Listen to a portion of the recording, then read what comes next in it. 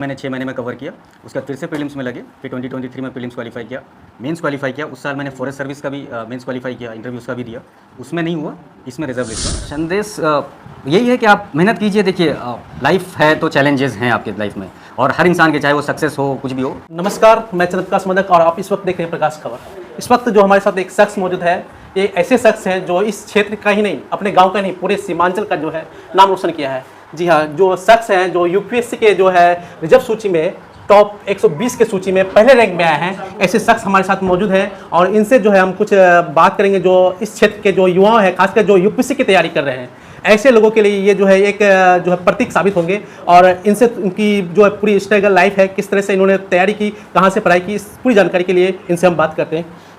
सबसे पहले नयाब जी, आपका हमारे चैनल प्रकाश खबर में बहुत बहुत स्वागत है। Thank you. और आज हमारे चैनल के माध्यम से हम इनको बधाई भी देना चाहते हैं। और सबसे पहला जो मेरा सवाल है कि आपकी जो है बचपन की पढ़ाई जो है, स्टार्टिंग में जो आपने पढ़ाई की, कहाँ से की?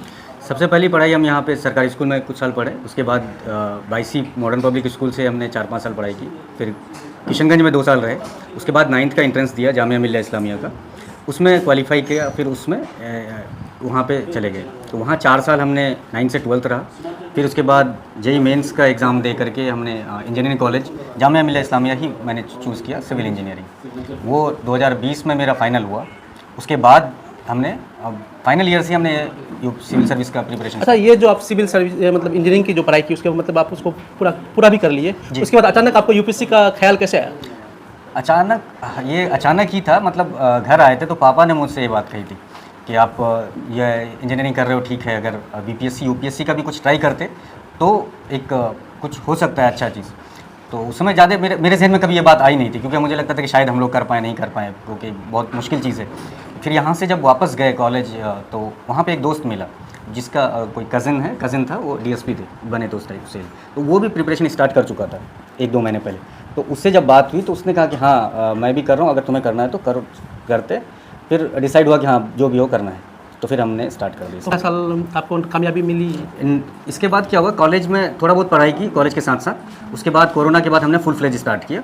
तो 2021 में हमने अटैम्प्ट नहीं लिया, 2022 में पहला अटैम्प्ट किया, प्रीलिम्स क्वालीफाई हुआ, लेकिन उसमें मेंस क्वालीफाई नहीं हुआ क्योंकि बहुत सारी चीज़ें कवर नहीं हुई थी। कितने मार्क्स से छूटे थे वो? उस साल 90 मार्क्स से मेरा छूटा था, इंटरव्यू कॉल छूटा था मेरा।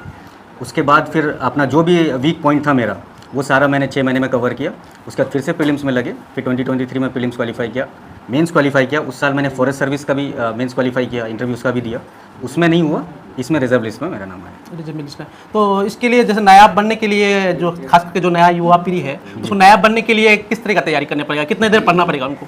देखिए, मुझे लगता है कि आप नायाब मत बनिए, आप खुद बनिए जो आप हैं, ठीक है। हाँ, जो चीज़ मेरे अंदर अच्छाई है या जो चीज़ मेरे बारे आप जानते हैं, जो मेरे और आपके लिए अच्छा होगा, आप उसको लीजिए, और जो आपके अंदर अच्छाई है उसको मिलाइए, और आप मेहनत करते रहिए। अगर किसी तरीके का सपोर्ट मेरे थ्रू चाहिए तो आप कांटेक्ट कर सकते हैं। अगर जो चाहे मुझे कांटेक्ट करना तो वो कांटेक्ट कर सकता है किसी भी तरीके से, ठीक है। और उसके बाद जो भी हेल्प चाहिएगा मैं हेल्प कर सकता हूँ। आपका लाइफ में जो संघर्ष रहा, कैसा रहा पढ़ाई का लाइफ में? पढ़ाई में तो ठीक ठाक ही था, शुरू से कोई उसमें दिक्कत नहीं थी। लेकिन हाँ, ये रहता है कि जब आप यूपीएससी की जर्नी में स्टार्ट करते हो, जब आप कॉलेज ख़त्म करते हैं, तब दिक्कत आती है।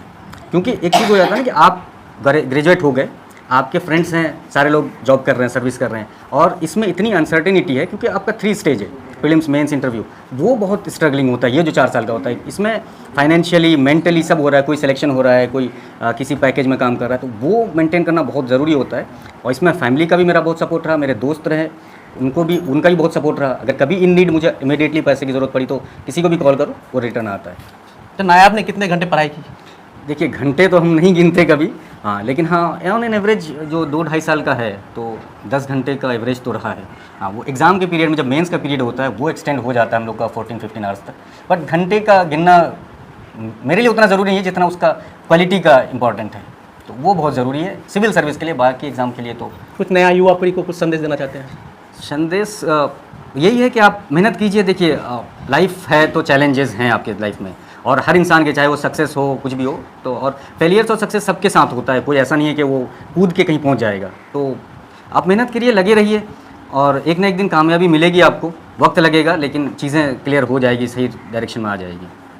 तो ये थे हमारे साथ जो है यूपीएससी क्वालिफाइड मोहम्मद नायाब अंजुम जी, और इन्होंने बताया कि किस तरह से इन्होंने अपनी जो तैयारी की, ये जो मुकाम हासिल किए हैं। ये जो हम अभी मौजूद हैं, ये जो है हरना गांव है, जो बैसा प्रखंड अंतर्गत मालोपड़ा पंचायत के एक छोटा सा गांव है, और यहीं से हम इन्होंने पढ़ाई की छठ की थी और ने